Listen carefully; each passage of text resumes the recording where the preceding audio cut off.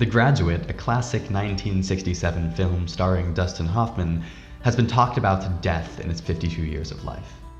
The story of Benjamin Braddock coming home after college and having an affair with his parents' friend is pretty much ingrained in cinema today.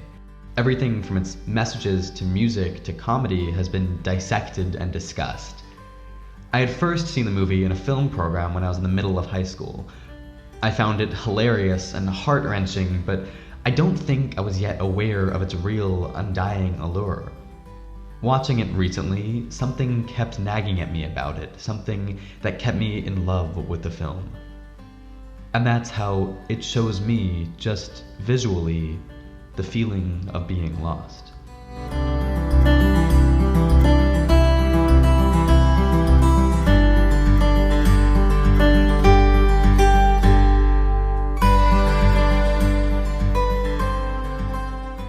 There are two kind of random things that I think build to this feeling, or at least two I want to talk about. Of course, the sounds and stories tell us about the characters' disconnect. I mean, The Sound of Silence starts the movie after all, but I want to focus on the visual tools cinematographer Robert Surtees uses to tell us about the main character. First is scope. The film does this zoom out at a couple moments in the movie, including the very first shot. That tells us all we need to know. Ben is inside of his own head while lost in a sea of bigger things. He awkwardly exists in this place where the pressure is on him to get a job, to go to graduate school. But still, he's lost. He's the only one there for him.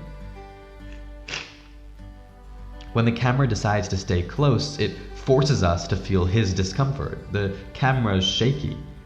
We're with him as he socializes with people he doesn't care for. And when he is with people he does care about, he's often backgrounded. He feels like his voice is unheard. The dialogue doesn't need to tell us this. The acting doesn't. The camera does all the work. It's the perfect example of the perfect rule of show, not tell. The second part is pretty masterful. Pretty often talked about as a classic scuba diving scene. Okay then, let's hear it now for Benjamin Braddock! Yay! Come on, Benji! Come on, Benji! Let's hear it now, attaboy! Now, folks, this remarkable young man is going to perform for you some spectacular and amazing feats of daring in water that is over 6 feet deep.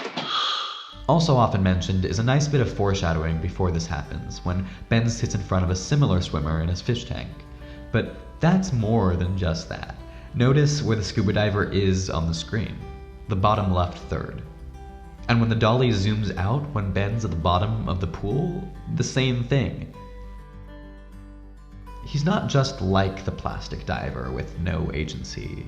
He is that diver. In the mirroring, we truly see his loneliness.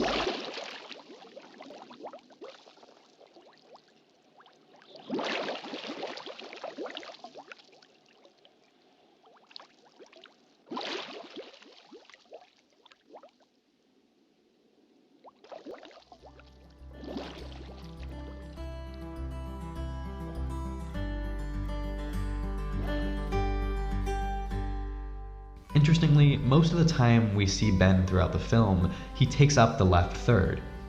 He rarely even crosses the center of the screen. The scuba scene happens early on in the movie, and we're subconsciously aware that the framing relates to loneliness, so every time it appears, that same emotion is cemented. When he leaves with Mrs. Robinson at the start of the film, he exits in the same bottom left third through the lens of the fish tank. He takes that same spot on the camera again and again. When he confronts Elaine, he drips with water on the left third. He, in his mind, hasn't changed from that feeling of being alone at the bottom of a pool. After his affair is revealed and things take a turn, we are greeted with this shot. The diver is on the far right. And we know something's different. Again, though, we're reminded of his feeling of being small, of being in his own boat. When he drives along the bridge, again, he's surrounded by water. Again, he's so small in that bottom left third. Just by repetition, set up through the clear metaphor of sinking to the bottom of the pool, we expect Ben to be lonely and be in that part of the screen.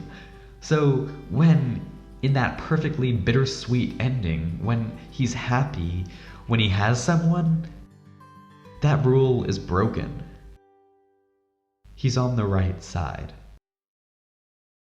And suddenly, powerfully, we feel a little less alone. Are you going to Scarborough?